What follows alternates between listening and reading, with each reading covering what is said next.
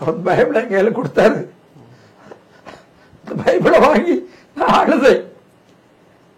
இப்படிப்பட்ட வேதாகமத்தை தீ வச்சு கொடுத்துட்டோமே, வாங்க முடியாம கஷ்டப்பட்டு கொண்டு இருந்தோமே, நான் யார் இடத்துல போய் கேட்காம இன்னைக்கு அவங்களாம் தேடி வந்து இந்த பொக்கிஷத்தை எனக்கு தந்தாங்களேன்னு சொல்லி அதை நெஞ்சார கட்டிப்பிடிச்சு நான் முத்தம் கொடுத்தேன். யாரும் தெரிஞ்ச அந்நிய பாஷை பேசி ஜெபம் பண்றேன். ஏ கிருஷ்ணா, ஜெபத்தை நிறுத்து எனக்குள்ள. ஒரு பெரிய அதிர்ச்சி. நிறுத்திட்டேன். என்னப்பா என்ன ரொம்ப ஆட்டம் போட்டுக்கிட்டு இருக்க?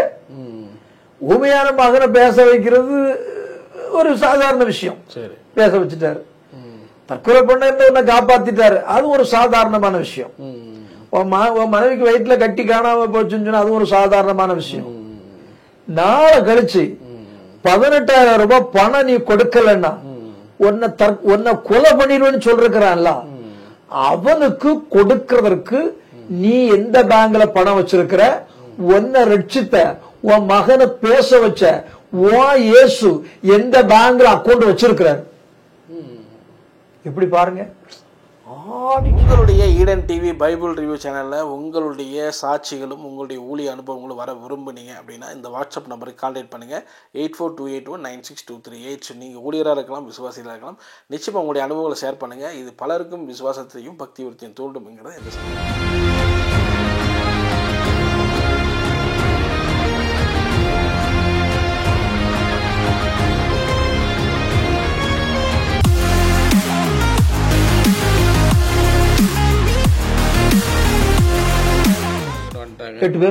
எப்ப நீங்க சூசைட் பண்ணலாம்னு நினைச்சிட்டு இருந்தீங்க? டைமிங் அடுத்த நாள் காலையில திங்கக்கிழமை காலையில இறந்துடலாம், ஏன்னா இனிமேல் இருக்க முடியாது அப்படின்னு முடிவுக்கு வந்து நாங்க பேசி முடிச்சிட்டோம். அப்ப இவங்க வராங்க, வந்து இருக்கிறாங்க. நீங்க கூட ஒரு பேக் வச்சிருக்கிறீங்க, உங்க கால் பக்கத்துல ஒரு பேக் வச்சிருக்கிறீங்க. வந்தாங்க. ஜெபம் பண்ணின உடனே அற்புதம் நடக்கும். ஜெபம் பண்ணின உடனே அதிசயம் நடக்கும். எப்படி நடக்கும்? மந்திரத்துல மாங்காய் விழுமா? எவ்வளவு பெரிய மந்திரவாதியா இருந்தாலும் மரத்துல இருக்கப்பட்ட மாங்காய் எவ்வளவு வைக்க முடியுமா? அப்ப இந்த அல்லேலியா கூட்டக்காரங்க நம்மள முட்டாளாக்கிட்டானுங்களே அப்படின்னு கைய பார்த்தா, யாராவது பேக் வச்சிருக்காங்க பார்த்தா ஒருத்தர் கையிலயும் பேக் இல்ல. அப்ப பணமும் கொண்டு வரல, வெறும் பைபிளை மட்டும் கொண்டு வந்திருக்கானுங்க. என் இருதயத்துல ஒரு காரியம் சாருக்கு தெரியும், பிரதருக்கு. எல்லாருடைய மனுஷனுடைய இருதயத்திலும் 2 மனுஷன் இருக்கான். புரிஞ்ச சாருக்கு? ஆமா, புரியுது புரியுது. ஒருத்த வந்து நம்மளுடைய நல்வாழ்க்கையில அக்கறை உள்ளவன், ஒருத்த வந்து நம்மளை தாறுமாறா அழிக்கக்கூடியவன். அப்ப என் மனசுல என்ன சொல்லுது? நீ சாகு, நீ சாகு. இவன் இல்ல, இவனுக்கு அப்ப வந்து ஜெபம் பண்ணாலும் உனக்கு ரட்சை கிடையாது அப்படின்னு இருதயத்துல. ஆமா, நீ இவனை வெளியே அனுப்பிவிடு, இவனை உன்னை ஏமாத்த வந்திருக்கான், இவங்க வெளியே விரட்டி விடு. அப்போ விரோதியா இருந்தாலும் வாசல்படி தேடி வந்தவங்களை அவமானப்படுத்தக்கூடாதுன்னு பெரியவங்க சொல்லுவாங்க. கேள்விப்பட்டிருக்கீங்களா? விரோதியா இருந்தாலும் நம்ம வீட்டு வாசல்படி முன்னால வச்சு அவங்கள கேவலப்படுத்தக்கூடாது. அப்ப கேவலப்படுத்த வேண்டாம், ஜெபம் பண்ண வேண்டாம்னு சொல்லி முடிவு பண்ணி நான் எழும்புறேன். உட்கார்ந்து இருக்கிறேன். அவங்களும் கீழே பாய் போட்டு உட்கார்ந்து இருக்காங்க, நான் சேர்ல உட்கார்ந்து இருக்கேன். எழும்புறேன். எழும்புற நேரத்தில் ஒரு அம்மா ஜெபம் பண்றாங்க. ஆண்டவரே, இந்த உலகத்தில் பிறந்த எல்லா மனிதர்களுக்காகவும் கல்வாரி சிலுவையில் இரத்தத்தை சிந்தி ஜீவனை கொடுத்து அவமானத்தையும் நிந்தையையும் பூரணமாக ஏற்றுக்கொண்டு இந்த ஜனத்திற்கு நீ சமாதானத்தை கொடுத்தீரே, இந்த சகோதரனுக்காக, இந்த சகோதரிக்காக, இந்த பிள்ளைகளுக்காகவும் நீர் மரித்திருக்கிறீரே. என்னது, இயேசு எனக்காக மரித்திருக்கிறாரா? என் பிள்ளைகளுக்காக மரித்திருக்கிறாரா அப்படின்னு நினைக்க ஆரம்பிக்கிறேன். அந்த வேளையில அந்த அம்மா அழ ஆரம்பிக்கிறாங்க. ஏசப்பா, எங்களை நீங்க ஆசீர்வதிச்சது போல இந்த குடும்பத்தை ஆசீர்வதிங்க. இந்த எங்களை உங்க குடும்பமா மாற்றி வச்சிருக்கிறது போல, எங்களை பிள்ளைகளா மாற்றி வச்சிருக்கிறது போல இந்த பிள்ளைகளையும் உங்களுடைய பிள்ளையாக மாற்றுங்கன்னு அழுறாங்க. என் இருதயத்துல இருந்த கஷ்டம் நஷ்டம் எல்லாம் போயிட்டு. ஏன்னு கேட்டா, இந்த அம்மா இன்னைக்குதான் முதல் முறையா பார்க்கிறோம். இந்த அம்மா ஏன் நமக்காக அழணும்? அப்பா ஜாதகத்தை பார்த்து தனி குடித்தனம் வச்சாரு. மாமனாரு நீ ஆச்சு, உன் பொண்டாட்டி ஆச்சு, உன் பிள்ளையாச்சு, நீ பாரு எனக்கு தெரியாதுன்னு சொன்னாரு. இந்த அம்மா ஏசப்பட்டு அழுறாங்க. இந்த அம்மா இவ்வளவு மன உருக்கமா இருப்பாங்கன்னு சொன்னா அந்த ஆண்டவராக இயேசு எவ்வளவு நல்லவரா இருப்பாரு அப்படின்னு சொல்லி நான் உங்களை வெளியே போன்னு சொல்லாம அப்படியே முழங்கால் போட்டேன்.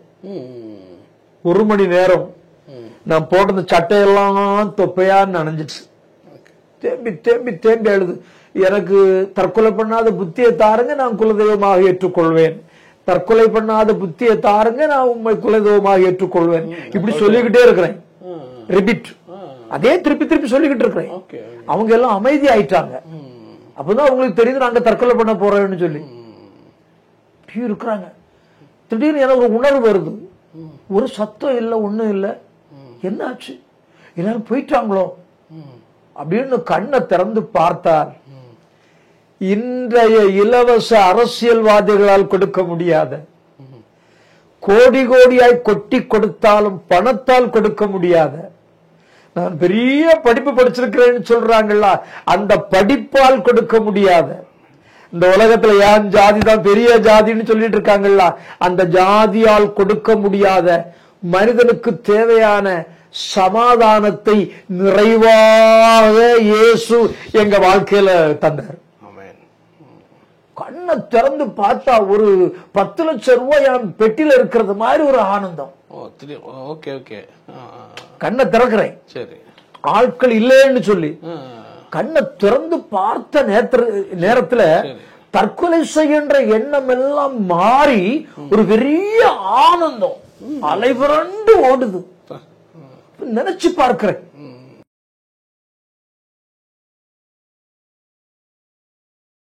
கலாபி முட்டை போட்டமே, 4 வயசுல நடக்க முடியாம அப்பா இழுத்துட்டு போனாங்களே, காது குத்துனாங்களே, கடை வெட்டினமே, இத்தனை ஏழைகளுக்கு ஆகாரத்தை கொடுத்தோம். பல ஆயிரக்கணக்கான பணம் செலவு செய்து ஒரு பைசா நன்மையை பெற்றுக்கொள்ள முடியாமல் இருந்த என் வாழ்க்கையில இந்த இயேசு சாமிக்கு ஒரு காசு நான் செலவு பண்ணாம எனக்கு இவ்வளவு பெரிய சந்தோஷம் சமாதானம்னா இந்த தெய்வம் தான் உண்மையான தெய்வம் அப்படின்றத அந்த வேலையில நான் பூரணமா உணர்ந்தேன். உணர்ந்த மாத்திரத்துல நல்ல ஹாப்பி ஆயிட்டேன். உடனே அதுல வந்த ஒரு ஆள் சொன்னாரு, உங்க முகமே மாறிச்சு. நாங்க வந்த வேலையில இருந்த முகத்தை விட உண்மை. நான் வரும் பொழுது நாங்க நாளைக்கு தற்கொலை பண்ண போறோம். தற்கொலை பண்ண போறீங்களா? ஆமா. ஆனா அன்னைக்கு இயேசு என்னுடைய வாழ்க்கையை மாற்றிட்டார். அந்த எண்ணம்லாம் எனக்கு இல்ல, நான் ஹாப்பி ஆயிட்டேன் அப்படின்னு அவங்ககிட்ட சொன்னோன்னா அவங்க ரொம்ப சந்தோஷப்பட்டு போயிட்டாங்க. உன்னைய மனைவி என்கிட்ட வந்து கேட்டா, எப்படி இருக்கிறீங்க அப்படின்னு நீ சொல்ல. உன்னைய மனைவி சொல்றா, யாரோ நமக்கு முன்ன பின்ன தெரியாதவங்க ஒரு 4 பொம்பளை 4 ஆம்பளையும் நம்ம வீட்டுல வந்து நமக்காக ரெக்கமெண்டேஷன் பண்ணி ஜபித்தாங்க. பரிந்துரை ஜபம். இந்த ரெக்கமெண்டேஷனுக்கு, ஐயா இந்த பையன் நல்ல பையன், எனக்கு தெரிஞ்ச பையன், வேலையை கொடுங்க, தப்பு பண்ண மாட்டான், பண்ண நான் பொறுப்புன்னு சொல்லுவோம் இல்லையா? அது மாதிரி இவங்க ஆண்டவற்றை எங்களுக்காக பேசுறாங்க. அப்படி பேசுனதுலயே இவ்வளவு பெரிய சந்தோஷம் எங்களுக்கு. நீங்க எங்களுக்காக வேண்டுதல் செய்து எங்க வாழ்க்கையில் இவ்வளவு பெரிய சந்தோஷம்.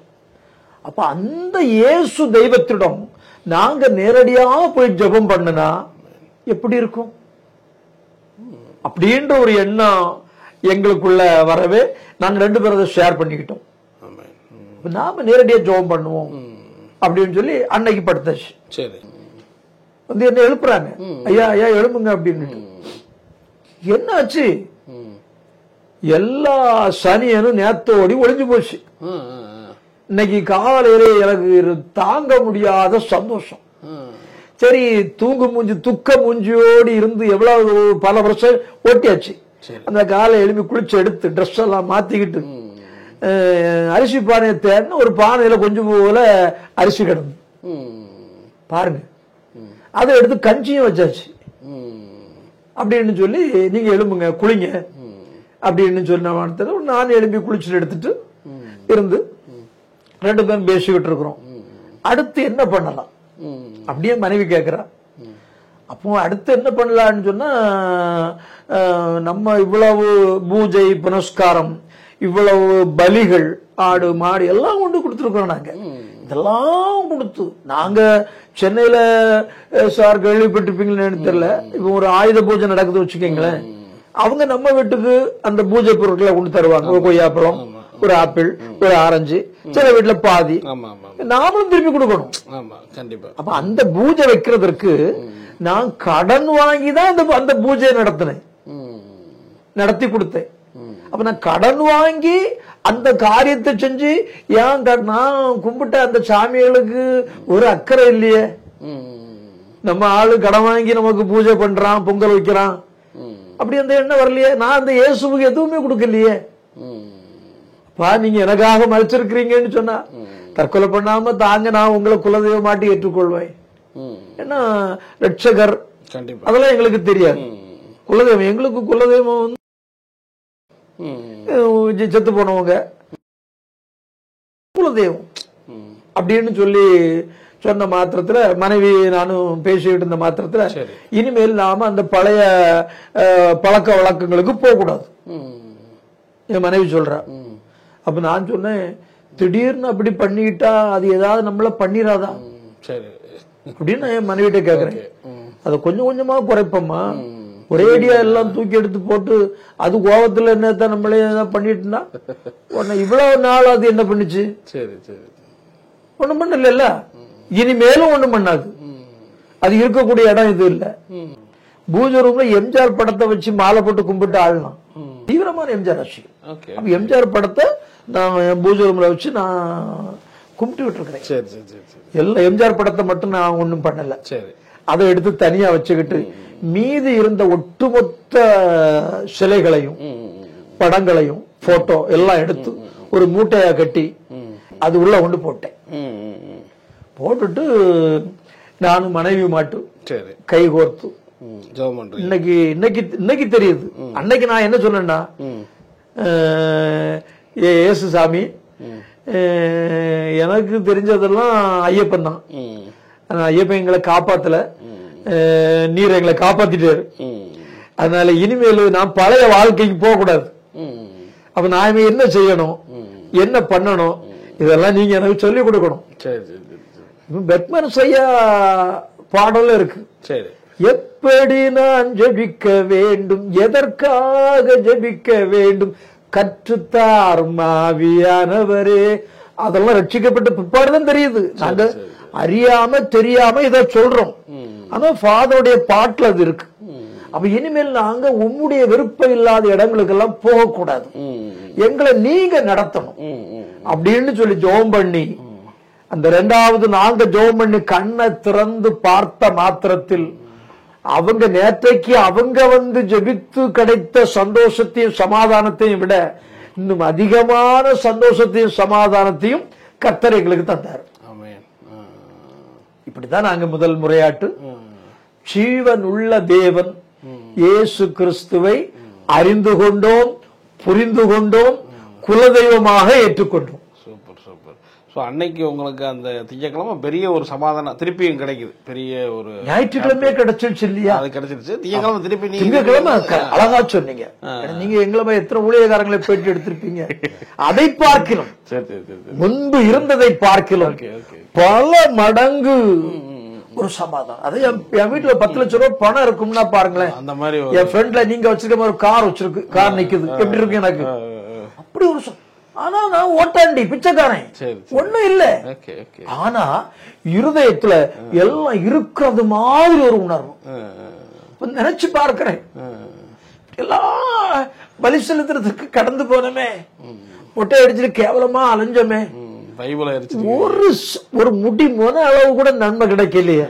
600-700 பைபிள் உலகத்தையே வாழ வைத்த 600-700 பைபிளை தீ வச்சு கொளுத்திட்டனே. பாவியின் பிரதான பாவி பவுல் சொல்றது போல அதெல்லாம் சொல்லி தேம்பி தேம்பி அழுது கண்ணை திறந்து பார்த்த மாத்திரத்தில் ஒரு பயங்கரமான சந்தோஷம். கர்த்தருக்கு ஸ்தோத்திரம். இப்படியாக ஜீவன் உள்ள தேவன் இயேசு கிறிஸ்துவை குலதெய்வமாக, ரட்சகர் தான் நல்ல வார்த்தை, ஆனா எங்களுக்கு குலதெய்வமாக ஏற்றுக்கொண்டு. சரி, அடுத்து என்ன செய்யணும் அப்படின்னு பார்த்த மாத்திரத்துல என்னுடைய லஞ்ச் பேக், சாப்பாட்டு பை இருக்கு இல்லையா, அந்த பேக் உள்ள பாத்தீங்கன்னா பி.டி. சாமின்னு ஒரு மர்ம நாவல் ஆசிரியர் கேள்விப்பட்டிருக்கீங்களா?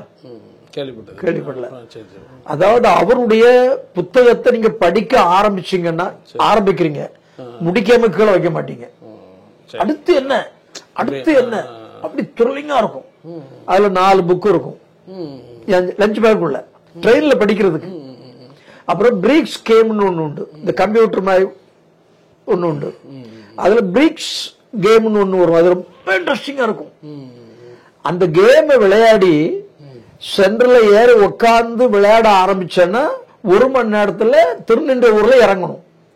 இந்த கேம் ஆடுற இன்ட்ரெஸ்ட்ல திருவள்ளூர்ல போய் இறங்கிடுவேன். பாப்பேன், சார் இது என்ன ஸ்டேஷன்? திருவள்ளூர். டமால் டிமால் பேக் எல்லாம் எடுத்துட்டு கீழே இறங்கினா ரிட்டர்ன் ட்ரெயின் கிடையாது. ரோட்ல போய் நின்று மறிச்சோம்னா லாரிக்காரன் எல்லாரையும் ஏத்த மாட்டேன். ஆமா, ஆனாலும் நான் போட்டு இந்த ட்ரெஸ்ஸை பார்த்து வண்டியை நிறுத்துவான். ஐயா ட்ரெயின்ல தூங்கிட்டேன், இந்த திண்ணனூர்ல விட்டுருங்க ஐயா. சரி சரி ஏறு. அப்படி எத்தனை நாட்கள் வந்திருக்கேன். இயேசு கிறிஸ்துவை ஏற்றுக்கொண்ட மாத்திரத்தில் வேத வசனம் சொல்லுது, ஒருவன் கிறிஸ்துவுக்குள் இருந்தால் அவன் புது சிருஷ்டியாக இருக்கிறான் அப்படின்னு. அது மாதிரி நண்பர்கிட்ட போய் மணி கணக்குல பேசிக்கிட்டு இருப்பேன். அந்த பழக்க வழக்கங்களை அடியோடி விட்டுட்டேன். ரட்சிக்கப்பட்ட அடுத்த நாள் வீட்டுல இருந்து அவ்வளவு புத்தகத்தையும் கொண்டு தீய கொளுத்தி எரிச்சிட்டேன். லஞ்ச் பேக்ல நிறைய புக், மாசம் டெய்லி அவருடைய புக் வாங்கிருவேன். பழைய புக்ஸ் எல்லாம் விற்பாங்க. அங்க பி.டி. சாமி எழுதிய மர்ம நாவல், அதுக்கு பேரு, அதை தேடி வாங்குவேன். அப்படி ராக்ல அறிவார்ந்த புத்தகம் இருக்கிறதற்கு பதிலாட்டு அவ்வளவு துப்பறியும் நாவல் என் வீட்டுல இருக்கும். இதெல்லாம் பிள்ளைகளை படிச்சு பிள்ளைகள் கெட்டு போகக்கூடாது, எல்லாத்தையும் போட்டு தீய கொளுத்தியாச்சு. அப்புறம் இந்த நண்பர்கள் சகவாசத்தை எல்லாம் குறைச்சுக்கிட்டேன். முக்கியமான மேட்டர் சொல்றது உங்ககிட்ட தவறிட்டேன். இந்த திங்கக்கிழமை ஜோம் பண்ணாங்கல்ல, ஞாயிற்றுக்கிழமை ஜோம் பண்ணாங்க, திங்கக்கிழமை முடிவு பண்ணியாச்சு. கொண்டு அம்மா சொல்றாங்க, நீங்க நாளைக்கு சென்னையில வேலை தேடி போங்க, உங்களுக்கு வேலை கிடைக்கும். இந்த அம்மா சொல்றாங்க. ஆமா, உண்மைதான், வாழ்க்கையில நல்ல காலம் பிறந்துட்டு அப்படின்னு சொல்லிட்டு அடுத்த நாள் செவ்வாய்க்கிழமை எப்படியோ வேலை தேடி போகிறேன். ஒண்ணு புரிஞ்சுக்காங்க, உலக மனுஷனாட்டு நான் இருந்த நேரத்துல வேலையை தேடி நான் அலைஞ்சேன். எப்படி சொன்னேன்? திருநாயை போலன்னு சொன்னேன். அப்படி அலைஞ்சு திரிஞ்சும் அந்த வேலையை என்னால வாங்க முடியல. ஜீவன் உள்ள தேவன் இயேசு கிறிஸ்துவை என் ரட்சகராக நான் ஏற்றுக்கொண்டிருக்கேன். ஏற்றுக்கொண்டு அடுத்த நாள் நான் வேலையை தேடி போகிறேன். சென்ட்ரல், ஐயா சென்னையில இருந்திருப்பீங்க, சென்ட்ரல் ரயில்வே ஸ்டேஷன்ல மிஸ்டர் கிருஷ்ணன் அப்படின்னு ஒரு குரல் கேக்குது. சரி, நான் அப்படி திரும்பி பார்த்தா அங்க கடவுளே போல இறங்கி போவாங்க. நான் அப்படியே நின்னுட்டேன். ஏன்னா மிஸ்டர் கிருஷ்ணன் தெரிஞ்சவங்க தான் கூப்பிடுறாங்க. நின்னு கூட்டம் ஓய்ந்த மாத்திரத்துல ஒரு ஒயிட் அண்ட் ஒயிட் வேஷ்டி கட்டிக்கிட்டு, வேஷ்டியும் ஷர்ட்டும் போட்டு எனக்கு தெரிந்த ஒரு நபர்.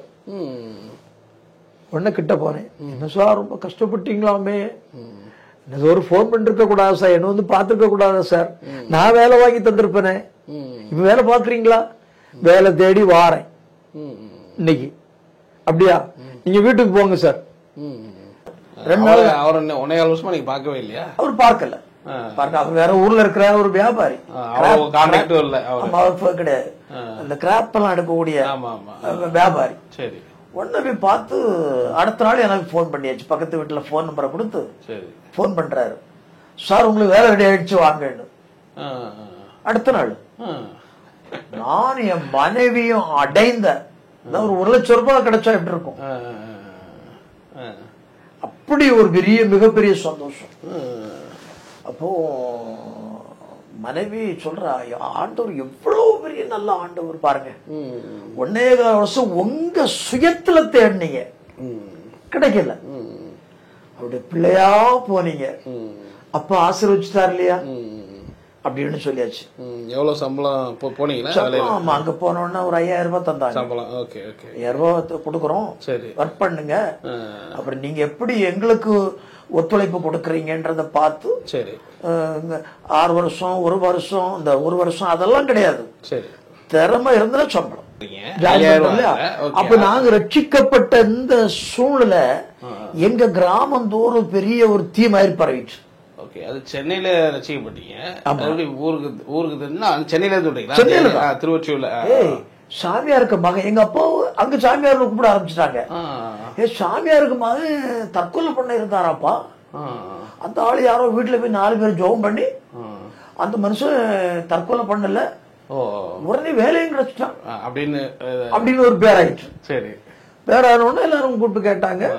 ஒரு சபையில உள்ள நபர் என்ன பார்க்க வந்தார். சரி, சோத்திரம் ஐயா, சோத்திரம், எங்க சபைக்கு நீங்க வந்து ஆகணும்னு நான் உங்ககிட்ட சொல்லல. சரி, வரக்கூடிய ஞாயிற்றுக்கிழமை எங்க சர்ச்சுக்கு வாங்க, உங்க இருதயத்திற்கு திருப்தியா இருந்துன்னா தொடர்ந்து வாங்க, இல்லன்னா எங்க திருப்தியா இருக்கோ அங்க போங்க அப்படின்னு சொல்லிட்டாரு. ஆனா உங்க பிரேயருக்கு வந்தார்ல, உங்களை தேடி வந்தார்ல 8 பேர் வந்து அவங்க வந்து போறவங்க அப்படி போயிட்டாங்க. திருப்பி நான் அவங்க கிட்ட சொல்லிட்டேன், இப்படி நாங்க இப்படி நாங்க ஆண்டவர் ஏற்றுக்கொண்டோம். அவருக்கு அவரு அடைந்த சந்தோஷத்துக்கு அளவில். ஏன்னா இயேசுவை பத்தி பேசினா அவரு ஆபீசர், வீட்டு வாசல் படியை மிதிக்காதன்னு சொல்லிட்டேன். ஆனாலும் தேடி வந்தார். அவர் பேரு பொன்னுசுவாமி. RC அனுபவத்தில் உள்ள ஆளு பொன்னுசுவாமி பேர். மறக்க முடியாதுல, இந்த மாதிரி சொல்லிருக்கணும், நான் சொல்லாம. அப்ப இப்படி ஒரு சிச்சுவேஷன் ஆயிடுச்சு. அப்போ நான் ஒண்ணு ஜெபம் பண்றேன், ஆண்டவரே காலையில இன்னைக்கு தேடி வந்த ஆளு ஞாயிற்றுக்கிழமை காலையில தேடி வந்தாருன்னா நான் அந்த சபைக்கு போவேன். ஒரு அடையாளம் இல்லன்னா எனக்கு நீங்க எங்க வச்சிருக்கீங்களோ அங்க அனுப்பி விட்டுருங்க அப்படின்னு நானும் என் மனைவி அன்னைக்கு நல்லா ஜெபம் பண்றோம். இடையில 2 நாள் ஜெபம் பண்றோம். கரெக்டா ஞாயிற்றுக்கிழமை 7 மணிக்கு அவர் வந்துட்டார், வீட்டுக்கு வந்துட்டார். பிரதர் கர்த்தருக்கு ஸ்தோத்திரம், ஸ்தோத்திரம் பிரதர். எப்படி சர்ச்சுக்கு போலான்னு முடிவு பண்ணிட்டீங்களா? தாராளம் வந்துட்டீங்கல்ல, வந்துடுறோம் அப்படின்னு முதல் முறையா சபைக்கு போனோம். அந்த முடிவு எடுக்கிறீங்க, சர்ச்சுக்கு போனோம். அவர் சொன்ன உடனே நான் கிளம்பி போயிட்டோம். பைபிள்லாம் இருந்துச்சா? பைபிள்லாம் கிடையாது. நல்ல கேள்வி. ஆண்டவர் உங்களை ஆசீர்வதிக்கணும். நல்ல அனுபவம் உங்களுக்கு. படிக்கிறதுக்கு வேத புத்தகம் வேணுமே. டியூட்டில ஜாயின் பண்ணிருக்கோம், ஜாயின் பண்ண உடனே பணம் தருவாங்களா? கேட்க முடியாது இல்லையா? அதனால ஞாயிற்றுக்கிழமை ஆன உடனே என்ன பண்ணுவேன்னா சர்ச்சுக்கு போயிட்டு வந்து பக்கத்துல விசுவாசி வீட்டு வாசல்படியில உட்கார்ந்து பைபிள் படிப்பேன். அப்படி ஞாயிற்றுக்கிழமை போய் ஒரு வீட்டுக்கு போவேன். அவங்க சொல்லுவாங்க, பிரதர் உங்களை தெரியாதா, இத கொண்டு போங்களேன். வேண்டாம், கொண்டு போவேன், திங்கக்கிழமை வேலைக்கு போயிடுவேன். அப்புறம் உங்களுக்கு இங்க வேதம் வாசிக்க முடியாது, நான் நைட்டு வர்றதுக்கு லேட் ஆகும், அப்படிலாம் பிரச்சனைகள் இருக்கு. அந்த லைன்ல ஒரு அரை மணி நேரம் 1 மணி நேரம் இருந்து வாசிச்சு கொடுத்துறேன்னு சொல்லி அந்த வீட்டு வாசல் படியில இருந்து அப்படி படிச்சு அப்படி படிச்சு 15-18 நாள்ல முழுமையான வேதாகமத்தை படித்து முடிப்பதற்கு கர்த்தர் உதவி பண்ணார் எனக்கு. பைபிள் வந்து உங்களுக்கு முன்னே இல்ல, பைபிள் ரட்சிக்கப்பட்ட பைபிள் இல்ல, புதிய ஏற்பாடு இருக்கு. சரி, புதிய ஏற்பாடு மட்டும் இருக்கு. அது பிரயோஜனம் இல்லை இல்லையா? இன்னொரு சகோதரர்கிட்ட நீங்க வாங்கி படிக்கிறீங்க. ஒரு வீட்டுல பக்கம் எங்க கிராமத்துல உள்ள ஒரு வீட்டுல போய் வாங்கி உங்க வீட்டு திண்ணையில உட்கார்ந்து படிச்சுட்டு ஒரு அரை மணி நேரம் 3/4 மணி நேரம் படிச்சு கொடுத்துருவேன். பையில கொடுத்துட்டு வந்துருவேன். அப்படி படிக்கும் பொழுது யாத்ராகமத்தின் புத்தகத்துல வரும் பொழுது மோசேட்ட சொல்றாரு, மோசே எகிப்தில் அடிமைப்பட்டு கிடக்கிற என் ஜனத்தை நீ மீட்டு கொண்டு வா அப்படின்னு ஆவியானவர் சொல்றாரு. அதுக்கு மோசே என்ன சொல்றாரு, இன்னைக்குள்ள விசுவாசிய போல, எனக்கு காலையில வந்து பாய் போட முடியாது, பெருக்க முடியாது, நீங்க ஆர்டர் பண்ண சாப்பாடை வாங்கி உனக்கு கொடுக்க முடியாது, டைம் இல்ல அப்படி மோசே சொல்றாரு. நான் திக்கு நாவும் மந்த புத்தியும் உள்ளவன், அந்த ஜனங்களை நடத்துறதுக்குள்ள அறிவு எனக்கு இல்ல அப்படின்னு சொல்றாரு. அதற்கு ஆவியானவர் சொல்றாரு, மனுஷனுக்கு வாயை உண்டு பண்ணினது யார்? கர்த்தராகிய நான் அல்லவோ? ஊமையனையும் குருடனையும் செவிடனையும் முடவனையும் உண்டாக்குனது நான். நீ போ, உன் வாயோடு இருந்து நான் பேசுவேன். அது படிக்கும்போது உங்களுக்கு ஒரு இது ஏற்படுது. அந்த படித்த மாத்திரத்துல அந்த வசனத்துல அப்படியே கண்கள் நிலைகுத்திட்டுனா அந்த கண்ணு வச்ச கண்ணு வாங்காம பாக்குறான்னு சொல்லுவாங்கல்ல, அது அந்த வசனத்தை விட்டு என் கண்கள் எடுக்கப்படவில்லை. வாங்கிட்டோம், மைக் ரிப்பேர் ஆயிடுச்சு. மைக்கு கொடுக்கிற இடம் எங்கன்னா மைக்கு வாங்குற இடத்துல கொடுத்தா அவங்க நமக்கு சர்வீஸ் பண்ணி தருவாங்க. அப்ப இந்த உலகத்துல கர்த்தருடைய ஆவியானவரால் எல்லாரும் உண்டாக்கப்பட்டிருக்கும். கிறிஸ்தவ மட்டுமல்ல, உலகத்தில் உள்ள எல்லா ஜனத்திற்கும் அகில உலக தேவன் இயேசு, எல்லாருக்கும் தேவன். ஆனபடினால ஓகே, அந்த அந்த போர்ஷன் வந்து உங்களுக்கு பயங்கர இம்பாக்ட் ஏற்படுத்து வந்துடுச்சு. அப்போ சொன்ன என் மனைவிட்டும் சொன்ன மாத்திரத்துல நம்ம பிள்ளைய உண்டாக்குறது கர்த்தர். உலக பிரகாரமான மருத்துவர்கிட்ட போனோம். அவர் சொன்னாரு, இந்த பையன் எழும்பி நடக்க மாட்டான், பேச மாட்டான், சப்பாணி, ஊமை. உலக மருத்துவர். ஆனால் உலகத்தை உருவாக்கிய மருத்துவர் சொல்றாரு, மனிதனுக்கு வாயை உண்டு பண்ணது நான். அப்ப நம்ம பையனுடைய பிரச்சனையை உருவாக்கணும்ட்ட போய் தான் சொல்லணும். பையனும் பேசாம இருக்காப்ல, பையன் பேசாம இருக்கிறான் இல்லையா. இந்த ஞாயிற்றுக்கிழமை போக நான் கிராமத்துக்குள்ள போய் ஒரு 5-6 குடும்பத்தை வர சொல்றேன். சபையில உள்ளவங்களே வர சொல்லுவோம்.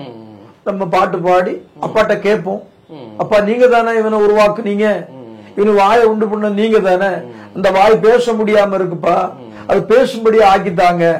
நான் அறிந்து கொண்டது மட்டுமல்ல, என் குடும்பம் அறிந்து கொள்ளும்படியாக, நான் குடியிருக்கிற தெருவில் இருக்கக்கூடிய ஜனங்களை அறிந்து கொள்ளும்படியாக, நான் வேலை செய்யற இடத்துல உள்ள ஜனங்க, நம்ம மேனேஜருக்கு மகன் பேசாத ஊமையா இருந்தானா, இவன் பேசுறானா, அப்படி ஒரு ஜபத்தை வச்சிருவோம் அப்படின்னு சொல்லி நான் ஊருக்குள்ள போய் சபையிலையும் போய் சொன்னேன். இப்படி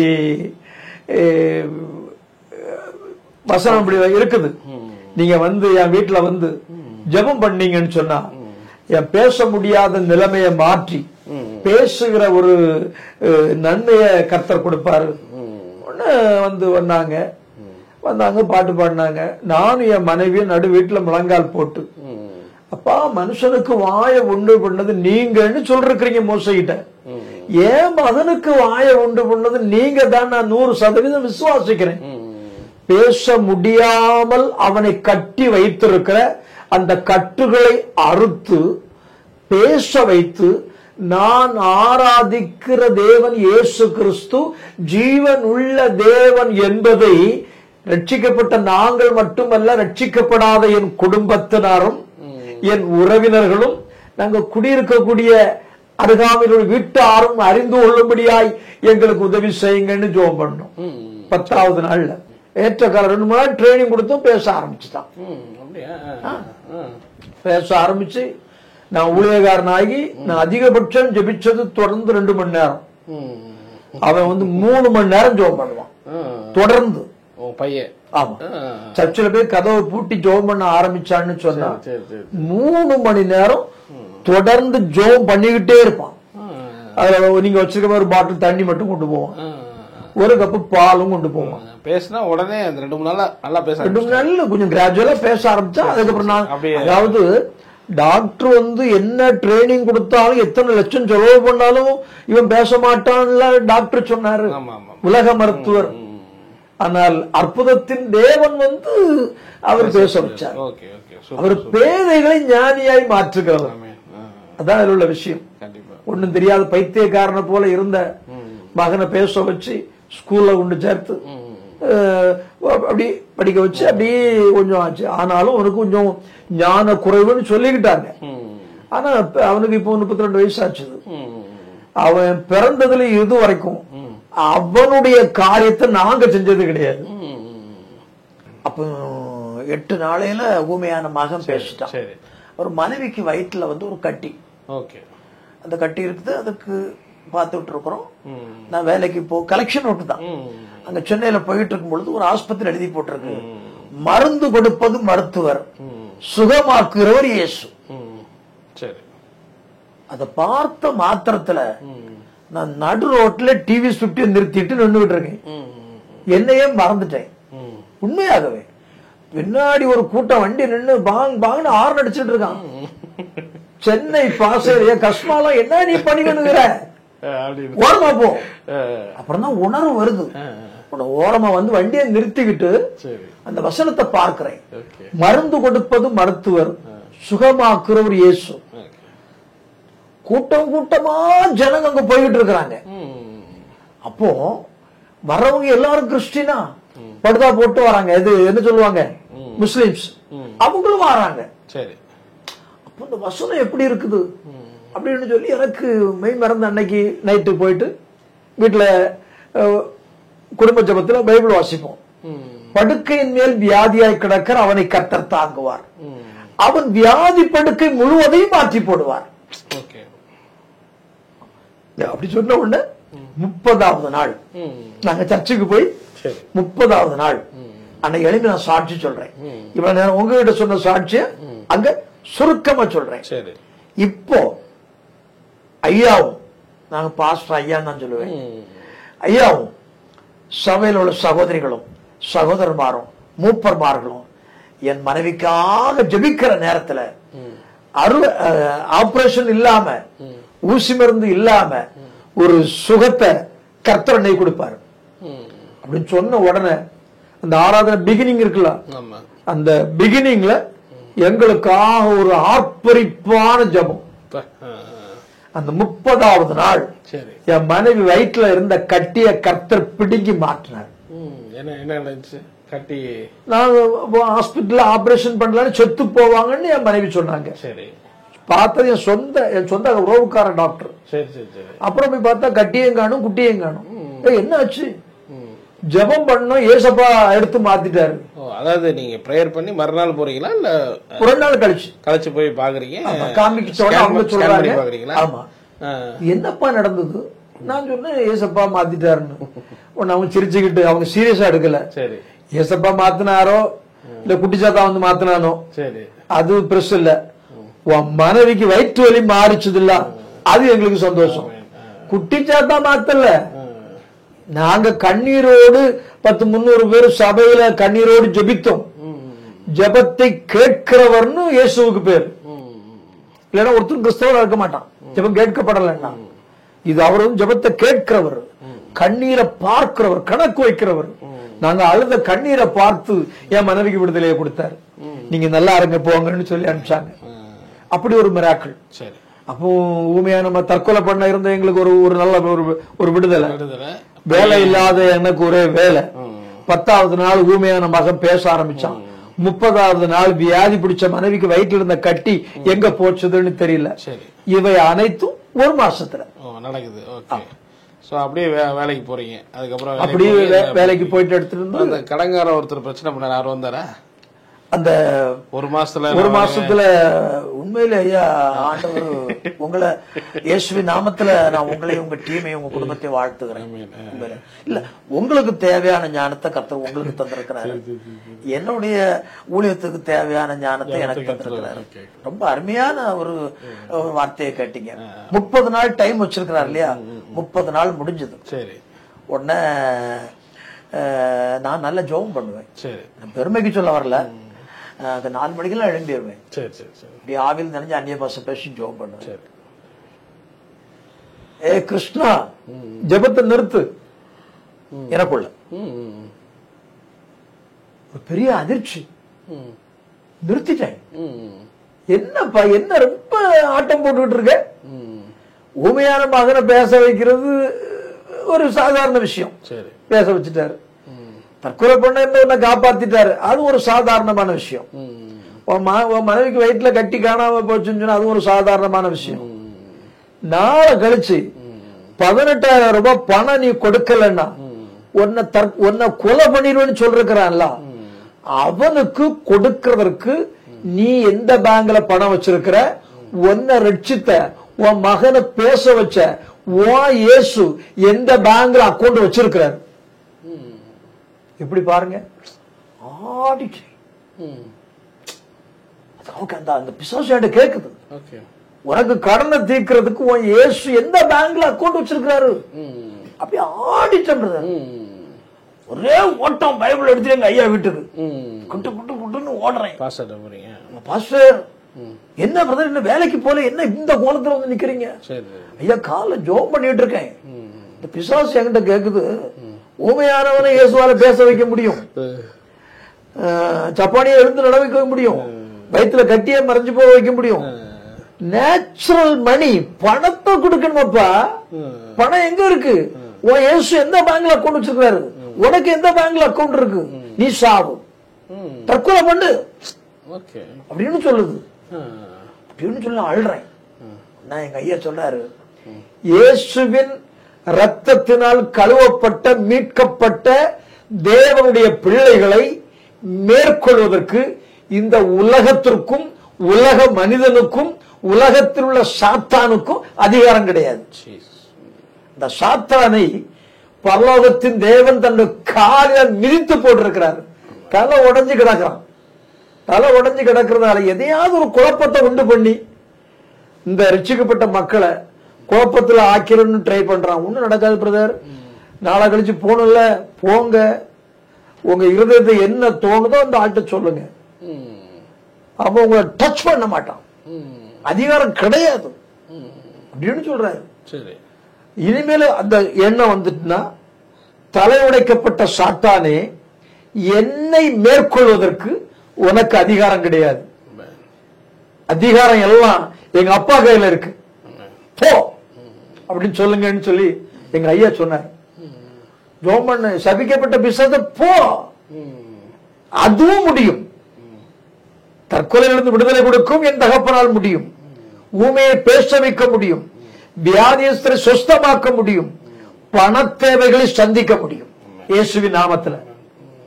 இனிமே என்ன மேற்கொள்ள ஒன்னால முடியாது சொல்லிட்டு சம்பளம் வாங்கிக்கிட்டு அங்க போகிறேன். அப்ப நான் எங்க ஒர்க் பண்ணேன்னு சொன்ன ஞாபகம் இருக்கா? பினான்ஸ்ல. அப்போ அங்க 2 ரவுடியை கூட்டு வந்திருக்காங்க. ரவுடின்னா அவரு பர்சனல் ரவுடி, பப்ளிக் ரவுடி இல்ல. யாரு கூட்டு வந்திருக்காரு? இவருக்கு எனக்கு கடன் கொடுத்தாருல, அவர் வந்து என்ன அடிக்கிறதற்கு 2 நபரை கூட்டு வந்திருக்கிறாங்க.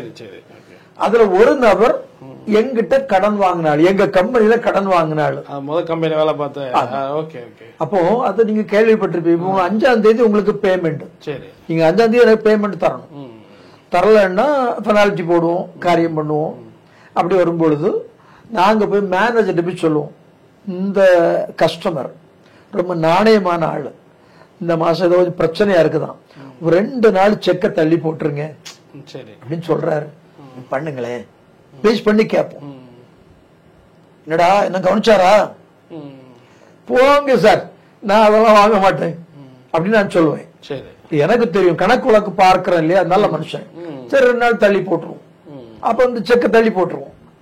அவங்க எங்களுக்கு கடையில கூட்டி, காசு கொடுப்பாரு வாங்க மாட்டேன், கடையில கூட்டிட்டு போய் நல்ல டீ பிஸ்கட் எல்லாம் வாங்கி தருவாரு. அவரு அந்த இடத்துல இருக்கிறாரு, நான் உள்ள நுழையேன். எழுப்பிட்டாரு அவரு. எழுப்பி, கிறிஸ்துவ சார் வணக்கம், எப்படி இருக்கீங்க சார், இவ்வளவு வருஷம் ஆச்சு உங்களை பார்த்து. உன்ன அந்த கடன் கொடுத்தவங்க இவனை தெரியுமா? தெரியும். அதாவது இங்க புதுசா கம்பெனில சம்பளம் வாங்கிட்டு அங்க போறேன், அங்க போறேன், சம்பளம் வாங்கிட்டு வீட்டுக்கு போகாம அங்க போறேன். அவர்கிட்ட போறீங்க, அங்க அவர் இருக்காரு. ஆமா. Okay okay. உடனே அவரு என்ன தனியா கூட்டு வந்து, சரி கிருஷ்ணன் சார், சார் உங்களை அடிக்கதான் என்ன கூட்டு வந்திருக்கான், என்ன மேட்ரு, நடந்த மேட்டர் சொன்னேன். சரி உங்களை அடிக்கதான் என்ன கூட்டு வந்திருக்கான், உங்களை அவன் தொட்டான்னு அவன் கையை வெட்டிடுவேன் அவர் சொல்றாரு. அவர் சொல்றாரு, எனக்கு ஃப்ரெண்டு தான், நீங்க செஞ்ச உதவியெல்லாம் யாரும் செய்ய மாட்டாங்க, சரி அதனால பிரச்சனை ஒண்ணு வராது, நீங்க பயப்படாம இருங்க அப்படின்னு சொல்றான். நான் பயப்பட அங்க வந்திருக்க மாட்டேன், நான் ரட்சிக்கப்பட்டேன், நான் இப்போ கிறிஸ்டன் கிடையாது, நான் ஏசப்பா பிள்ளை பேர் மாத்தலன்னு அப்படின்னு அப்படி சொல்றேன். உங்க ஆண்டவர் உங்களை ஆசீர்வதிப்பார் அப்படி சொல்றாரு. ஒன்னு அங்க வந்தாச்சு, ஒன்னு அவர்கிட்ட பணத்தை கொடுக்குறேன். பணத்தை கொடுத்தோன்னா அவரு எண்ணி பார்த்து 5000 ரூபாய் இருக்குது. சம்பளம் அப்படியே கொடுத்துட்டீங்க? ஆமா, சம்பளத்தை அப்படியே கொடுத்தாச்சு. ஏன்னா 18,000 ரூபாய் இல்ல, 17,000 ரூபாய் இல்ல. ஒன்னு அவரு மெதுவா எண்ணிட்டு இருக்காரு. அப்ப அந்த எண்ணுல அந்த ரூபாய் இருக்கப்பட்ட அளவுல தெரிஞ்சு போயிரும் இல்ல, 17,000 ரூபாய் இல்லன்னு. ஒன்னு அந்த ரவுடி கூட வந்தால் இன்னொருத்தர், அவரு என்கிட்ட கேக்குறாரு, என்னப்பா 17,000 ரூபாய் தரணும், நீ தமா துண்டு படத்தை கொடுத்துக்கிற சென்னை பாஷையில. கொஞ்சம் போல பணத்தை கொடுத்துக்கிட்டு நீ அங்க கவர்மெண்ட் குந்திக்கிட்டு இருக்கிற உட்கார்ந்து இருக்கிற உடனே பணம் எனக்கு தந்தாரலாம். அவர் சொல்றாரு, எப்பா சார எதுவும் பேசாத, அவர் ரொம்ப நல்லவர். இதை பார்த்து கொண்டிருக்க அருமையான தேவ பிள்ளைகளே, நான் உலக மனுஷனா இருக்கும் பொழுது என் மனைவியையும் என் தாயாரையும் கேட்கக்கூடாத கேள்வியால் கேள்வி கேட்ட அதே நபர் ஜீவனுள்ள தேவனுடைய பிள்ளையாக மாறின உடனே சொல்றாரு, அவனை ஒண்ணும் சொல்லாத அவன் நல்லவன். கர்த்தருக்கு ஸ்தோத்திரம். கொடுத்த 5000 ரூபாய் என் கையில திருப்பி கொடுத்து, சார் நீ சென்னை கன்னியாகுமரி வேலை தேடி வந்த, உனக்கு இங்க வேலை செட் ஆகல, நீ ஊருக்கு போயிரு. அப்ப நான் சொன்ன பழைய கிருஷ்ணன்ல நான் இப்ப ரட்சிக்கப்பட்டிருக்கிறேன், நான் இங்க வேலை பார்ப்பேன், உனக்கு தர வேண்டிய பணத்தை மாதம் தருவேன், இது முதல் சம்பளம். ஒரு 5 ரூபாய் பிஸ்கட் வாங்குறது கூட என் பிள்ளைகளுக்கு நான் எடுக்கல. ஏன்னா கடன் கொடுத்தவன், கடன் வாங்குறவன் கொடுத்தவனுக்கு அடிமைன்னு சொல்லப்பட்டிருக்கு. அதனால நான் உனக்கு ஒரு அடிமை மாதிரி. அன்னைக்கு நான் உனக்கு பணம் தராததுனால நீ என்ன ஏசன, அதெல்லாம் உங்களை வருத்தப்படல, எனக்கு கோபம் இல்லை, உன் பேர்ல நான் உன்னை சிநேகிக்கிறேன் அப்படின்னு சொன்ன உடனே இவ்வளவு மாறிட்டீங்க கிருஷ்ணன் அப்படின்னு சொல்லி அந்த 5000 ரூபாய் என் கையில கொடுத்துட்டாரு. எனக்கு வேண்டாம் அப்படின்னு, எனக்கு இந்த பணம் வேண்டாம், நீ இந்த 16000 ரூபாய் பணம் தர வேண்டாம்னு சொல்லிட்டாரு. அப்ப நான் சொன்னேன், அது முடியாது, பணத்தை வச்சுக்காங்க, நான் மாசம் உங்களுக்கு கொஞ்சம் கொஞ்சமா பணத்தை தந்து உங்க பணத்தை கொடுத்து முடிச்சிடுறேன் அப்படின்னு சொல்லி பணத்தை கொடுத்துட்டேன். பணத்தை கொடுத்து அவர் வாங்கிட்டாரு. வாங்கி என்ன ஹெல்ப் பண்ணிக்கிட்டாரு. ஹெல்ப் பண்ணி சரி உன் தெய்வம் ஒன்னு ஆசீர்வதிக்கும் அப்படின்னு என்ன சொல்லி அனுப்பிச்சாரு. அப்போ ஒருவருடைய வழிகள் வேத பைபிள்ல சொல்லப்பட்டிருக்கு, ஒருவனுடைய வழிகள் கர்த்தருக்கு பிரியமாக இருந்தால் அவனுடைய சத்துருக்களையும் அவனோடு சமாதானமாகும்படி செய்வார்னு எழுதப்பட்டிருக்கு. எனக்கு எதிராய் செயல்பட்ட அந்த சத்துருவை ஒரு நல்ல நண்பனாக மாற்றினது ஏசப்பாவுடைய ஒரு இரக்கம், கிருபை. தவறா பேசின மனுஷன் இந்த பணம் வேண்டாம் நீ ஊருக்கு போயிடுன்னு சொல்றாருன்னா முடியுமா? வட்டிக்கு கொடுக்கிறவங்க வட்டியிலேயே கண்ணா இருப்பாங்க. அப்படி அந்த பண பிரச்சனையில இருந்து தேவன் விடுவித்தார். அந்த பணத்தை கொடுத்து முடிப்பதற்கு ஆண்டவர் உதவி செய்தார். வேலை செஞ்சு ஊருக்கு வந்த பிற்பாடு முதல் சம்பளமே 5000 ரூபாய் அவர்கிட்ட கொடுத்துட்டீங்க. அப்புறம் செலவுக்கு என்ன பண்ணீங்க? செலவுக்கு போனா எங்க ஐயாட்ட போய் சொன்னேன், ஐயா ஆமா சம்பளம் வாங்கி 5000 ரூபாய் ஒண்ணு கொடுத்தேன். சரி, என்ன சொன்னாங்க? ஒண்ணுமே சொல்ல, பணம் வேண்டான்னு சொன்னாரு. நான் சொன்னேன்ல உங்ககிட்ட, இயேசுவின் ரத்தத்தினால் மீட்கப்பட்ட பிள்ளைகளை பிசாசால ஒண்ணும் செய்ய முடியாதுன்னு சொன்னேன். எவ்வளவு உண்மை ஆயிடுச்சு பாத்தீங்களா? பாஸ்டர் கிட்ட கேக்குறாங்க. ஆமையா, வாங்கின 5000 ரூபாயும் கடன்காரன்ட்ட கொடுத்துட்டீங்க, வீட்டு செலவுக்கு எல்லாம் என்ன பண்ண போறீங்க? கர்த்தர் நடத்துவார் அப்படின்னு நான் சொன்னேன். சரி, உங்க விசுவாசத்தின்படி ஆக கடவுது அப்படின்னு ஐயா சொன்னாங்க. சரி, சொல்லிட்டு நான் இங்க வீட்டுக்கு வந்துட்டேன். சரி, அடுத்த நாள் ஏதோ ஒரு அம்மா வீட்டுல ஜோம் பண்ணிருக்காங்க. எங்க தெருவுல 3 தெருவு தள்ளி. சரி, என் பிள்ளை வேப்பம்பட்டில என் பிள்ளை இருக்கிறான், அவன் சிரமப்பட்டு இருக்கிறான். ஒன்னால முடிஞ்ச உதவியை போய் செய் அப்படின்னு அந்த அம்மா கிட்ட ஆண்டவர் பேசி அவங்க பையில கொஞ்சம் அரிசி, கொஞ்சம் காய்கறி, பிள்ளைகள் கொஞ்சம் தின்பண்டம் இதெல்லாம் வாங்கிக்கிட்டு அந்த அம்மா என் வீட்டை விசாரிச்சு என் வீட்டை கண்டுபிடிச்சிட்டாங்க. சரி, கண்டுபிடிச்ச என் மனைவிக்கு பயங்கரமான ஆச்சரியம், இப்படி நடக்குமா அப்படின்னு. அப்போ நாங்க புதுசால கிறிஸ்துக்குள்ள வந்திருக்கிறோம், எங்களுக்கு அதை ஜீரணிக்க முடியல. இன்னைக்கு நம்ம ஜெபம் பண்ணி கர்த்தர் பெரிய பெரிய காரியங்களை விசுவாச மக்களுக்கு செஞ்சிருக்கிறார், என்னுடைய வாழ்க்கையிலையும் செஞ்சிருக்கிறார். அப்படி நடந்தது. உடனே நான் குடியிருக்கப்பட்ட வீட்டு ஓனர் ஒரு கிறிஸ்டியன். சரி, அப்ப அவங்க கேட்டாங்க, என்ன சார் வாடகை கொண்டு அதை கொண்டு கொடுத்தீங்கல்ல, அவர் என்ன சொன்னாரு? ஒத்துக்கிட்டாரா? பிரச்சனை ஆச்சுதா? ஒண்ணுமே சொல்லலாம அந்த பணம் வேணான்னு சொன்னாரு. நான் 5000 ரூபாய் கொடுத்துட்டு வந்துட்டேன். சரி, ஏதாவது வீட்டு செலவு கொண்டு போன்னு சொன்னாரு. நான் கொடுத்ததுதான். அப்படி இருக்கட்டும்னு சொன்னேன். சரி ஆண்டவர் உங்களை ஆசீர்வதிப்பாரு, எங்களுக்கு வீட்டு வாடகை 2 மாசம் கழிச்சு கொடுங்க, எங்களுக்கு வீட்டு வாடகை 2 மாசம் கழிச்சு கொடுங்க, நான் வாங்கிக்கிடுறேன், இதை பற்றி உள்ள கவலை உங்களுக்கு வேண்டாம் அப்படின்னு சொன்னாரு.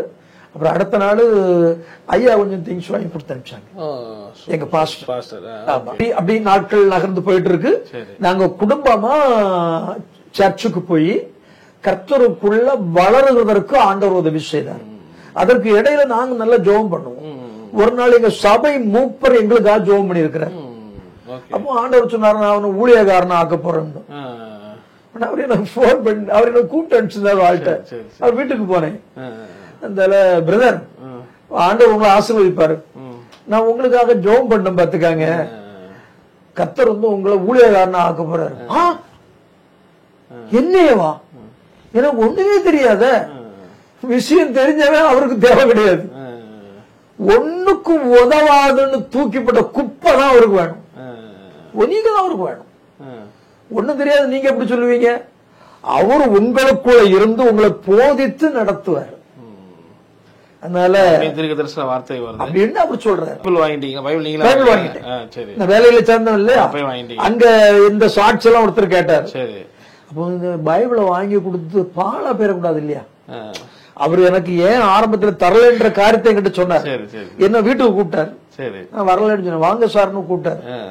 நான் மேனேஜர் இல்லையா, கூட்டிட்டு போய் ஒரு புது பைபிளை தந்தாரு. அந்த அவருடைய பைபிள் எனக்கு தாராரு.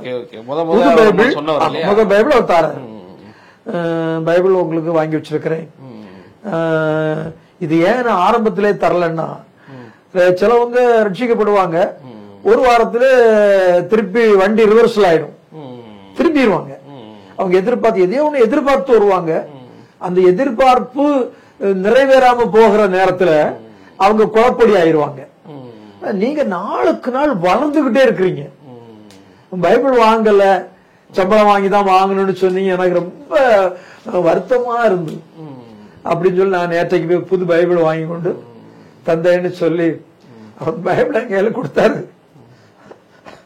பைபிளை வாங்கி நான் அழுதை, இப்படிப்பட்ட வேதாகமத்தை தீ வச்சு கொடுத்துட்டோமே, வாங்க முடியாம கஷ்டப்பட்டு கொண்டு இருந்தோமே, நான் யார் இடத்துல போய் கேட்காம இன்னைக்கு அவங்களாம் தேடி வந்து இந்த பொக்கிஷத்தை எனக்கு தந்தாங்களேன்னு சொல்லி அதை என் நெஞ்சார கட்டிப்பிடிச்சு நான் முத்தம் கொடுத்தேன். அவரே பார்த்துட்டு அழுதாரு.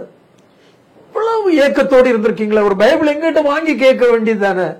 அப்ப நான் சொன்னேன், நான் உலக மனுஷனா இருக்கிற நேரத்துல யாரையும் தொந்தரவு பண்ணல, இவன் அதுல நான் ஒரு தேவனுடைய பிள்ளை, நம்மளால யாருக்கும் எந்த கஷ்டமும் வந்துடக்கூடாது அப்படின்றதுல ரொம்ப ஜாக்கிரதையா இருக்கிறேன் அப்படின்னு சொன்ன உடனே அவர் வந்து பிரிண்டர் பிரஸ்ல வந்து முக்கியமான ஒரு ஆளு.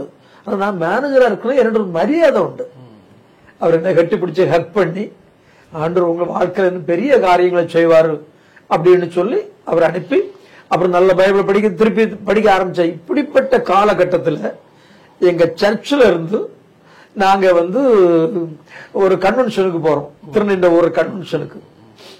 அப்போ இன்னைக்கு தீர்க்க தரிசனம் சொல்றாங்க. ஒரு சாமுவேல், நான் தீர்க்க தரிசிய போய் சொல்லல, தீர்க்க தரிசனத்தை போய் சொல்ல வரல. இன்னைக்கு என்ன சொல்றாங்கன்னா, சாமுவேலே உன்னை கர்த்தர் கூப்பிடுகிறார், எஸ்தர் கர்த்தர் உங்ககிட்ட பேசுறாரு அப்படின்னு சொல்றாங்க. ஆனா எனக்கு வந்த தீர்க்க தரிசனம் அப்படி அல்ல. கன்னியாகுமரி மாவட்டத்திலிருந்து ரட்சிக்கப்பட்டு கிருஷ்ணன் என்ற கிதியோன் ஆபிரகாம் இந்த மைதானத்தில் அழுதுகிட்டு இருக்கிறார். யார் அந்த கிருஷ்ணன் என்ற கிதியோன் ஆபிரகாம்?